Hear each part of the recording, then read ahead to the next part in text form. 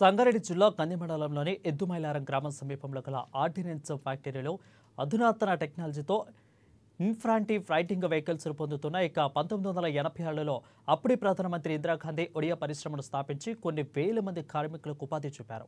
నిరుద్యోగ యువతకు ఉపాధి చూపడమే కాకుండా ఇండియన్ ఆర్మీకి యుద్ధ వాహనాలు కూడా అందించే విధంగా ప్రత్యేకంగా కృషి చేశారు. ఇందిరాగాంధీ ప్రారంభించిన ఓడిఎఫ్ పరిశ్రమలో 1987 నుంచి యుద్ధ వాహనాలు తయారు చేస్తున్నారు.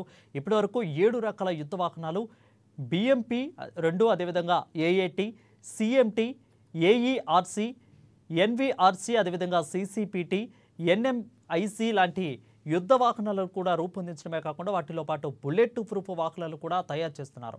తాజాగా రూపొందించిన ఇన్ఫ్రాంటి ఫ్లైటింగ్ వెహికల్స్ని ఒక్కొక్కటిగా 14 టన్నుల బరువు కలిగి గంటకు 65 కిలోమీటర్ల వేగంతో దూసుకెళ్లేలా రూపొందించినట్లుగా తెలుస్తోంది.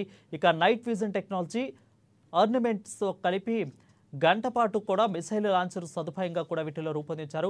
ప్రతి ఏటా ఒడియా పరిశ్రమలో 85 యుద్ధ వాహనాలు కూడా తయారు చేసి కొండాపూర్ మండలంలోని మల్కాపూర్ పెద్ద చెరువులో ట్రయల్ రన్ నిర్వహించి ఇప్పటివరకు ఇండియన్ ఆర్మీకి 3000 యుద్ధ వాహనాలను భారత సైన్యానికి అందజేశారు.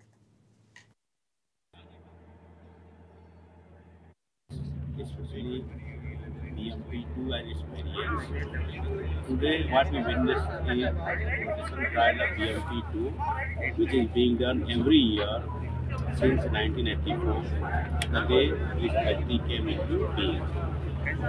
We are committed towards producing quality products and giving to our armed forces so that they can meet any challenges in future on borders.